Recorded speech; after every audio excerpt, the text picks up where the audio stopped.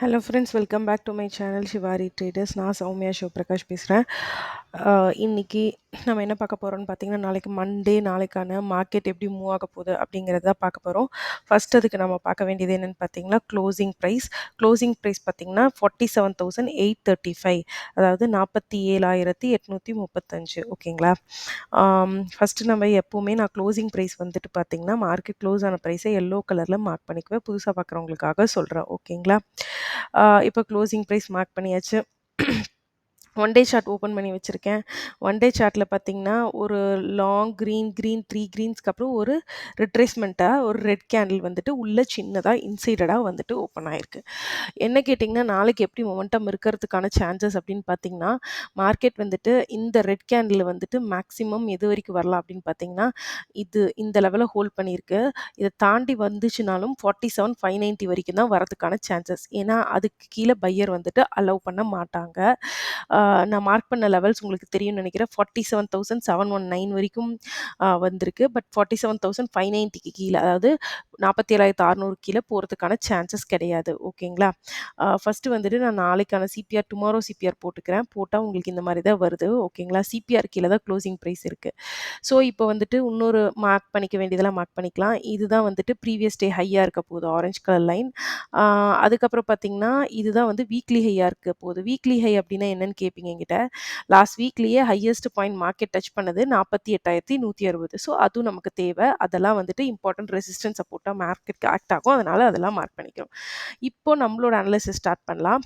Market suppose இந்த இடத்துல ஃப்ளாட்டாக ஓப்பன் ஆகுது அப்படின்னா, நெகட்டிவ் ப்ரைஸ் ஆக்ஷன் கொடுத்தாலும் இந்த சப்போர்ட்டை டச் பண்ணலாம். இல்லை மேக்ஸ் டு மேக்ஸ் 47,600 வரைக்கும் தான் வரும்.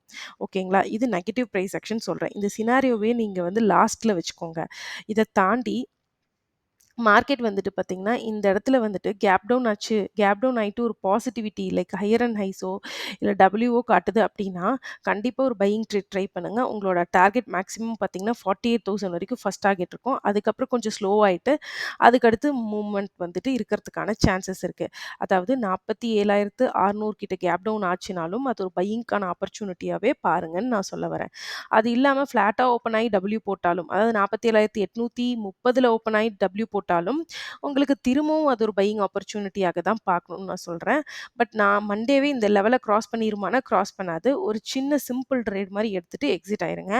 ஏன்னா, இப்போ ஒரு இன்சைடட் கேன்லாம் ஃபார்ம் ஆயிருக்கனால, நாளைக்கு மொமெண்டம் எப்படி வேணா இருக்கலாம். கிராஸ் ஆகவும் செய்யலாம், இல்லன்னா ஹோல்ட் ஆகவும் செய்யலாம். பட் இந்த ரேஞ்ச்குள்ள ஓப்பன் ஆச்சு அப்படின்னா, எனக்கு தெரிஞ்சு கொஞ்சம் சாப்பியா இருக்கும் மார்னிங் ஹவர்ஸ்ல. ஆஃப்டர்நூன் பிரேக் அவுட்டும் குடுக்கலாம். இல்ல டோட்டல் டேஸ் வந்து சைட் டேஸ்ல கூட இருந்துட்டும் போகலாம். ஸோ இது எல்லாமே என்னோட அனாலிசிஸ் தான்.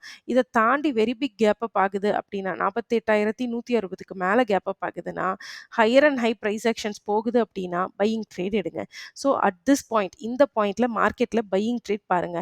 எல்லாரும் சொல்றாங்க மார்க்கெட் நெகட்டிவா இருக்கு. நீங்க ஏன் சொல்றீங்க பையிங் போகும் அப்படின்னு சொன்னா, நான் இப்போ வந்துட்டு மார்க்கெட் செல்லிங் வராதுன்னு நான் சொல்ல கிடையாது. பட் நம்ம இப்போ வரைக்கும் மார்க்கெட் வந்துட்டு அப் சைட்லயே ஸ்ட்ரென்த் காட்டுறனால அப் சைடே ட்ரேட் பார்ப்போம். சப்போஸ் நம்ம தப்பு, செல்லிங் சைட் மார்க்கெட் வந்து ஓவரால் ஃபார்ம் ஆகுதுன்னா, ஃபர்ஸ்ட்டு எங்க ஸ்டார்ட் ஆகும்? 5 மினிட்ஸ் சார்ட்ல தான் ஸ்டார்ட் ஆகும்.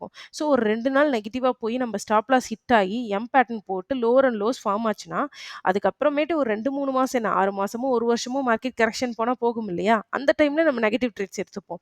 பட் இப்போ கேட்டா அந்த வால் மாரி அவங்க சொல்றாங்க, இவங்க சொல்றாங்கன்றதுக்காக நெகட்டிவிட்டிய நீங்களே உருவாக்கிக்காதீங்க. இப்போ வரைக்கும் மார்க்கெட் பாசிட்டிவ் பிரைஸ் ஆக்ஷன் தான் காட்டுது. ஸோ இப்போ வரைக்கும் நீங்க பாசிட்டிவ் ட்ரேட்ஸை எய்ம் பண்ணுங்க. நான் சொன்னதே தான். இந்த லெவல்ஸ் வந்து மல்டிபிள் டைம் டெஸ்ட் ஆயிருக்கனால, இது பிரேக் ஆனாலும் மேக்ஸிமம் உங்களுக்கு வந்துட்டு எது வரைக்கும் மார்க்கெட் வந்துட்டு போகும் அப்படின்னு பார்த்தீங்கன்னா, 46,590 வரைக்கும் தான் போகும். ஓகேங்களா? 47,590 வரைக்கும் தான் போகும்.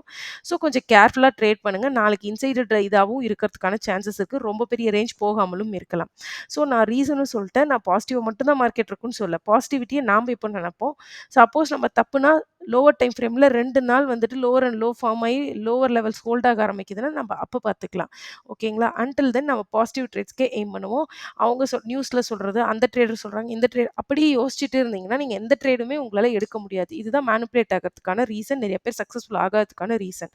ஸோ நான் மறுபடியும் சொல்றது, நான் நேத்து போட்டிருந்த எஜுகேஷன் வீடியோல பார்த்திருந்தீங்கனாலும் தெரியும். உங்களோட லைஃப்ல ஸ்டெப் ஸ்டெப் 1 நீங்க ட்ரேடிங்ல எடுத்து வைக்கணும். நீங்க வேற எந்த ப்ரொஃபஷன்ல இருந்தாலும் சரி, ட்ரேடிங் கத்துக்கணும்னு நினைக்கிறீங்கன்னா, மார்க்கெட்ல இன்ட்ராடே பண்ணணும்னு நினைக்கிறீங்க அப்படின்னா, மார்க்கெட்ட அனலைஸ் பண்ண கத்துக்கோங்க. நாட் ஒன்லி இன்ட்ராடே, ஸ்விங் ட்ரேடிங்குமே ஆகட்டும். யாரோ ஒரு தேர்ட் பெர்சன் சொல்றாங்கிறதுக்காக அந்த கால அக்செப்ட் பண்ணாதீங்க. நீங்க போய் சார்ட்ட அனலைஸ் பண்ணுங்க.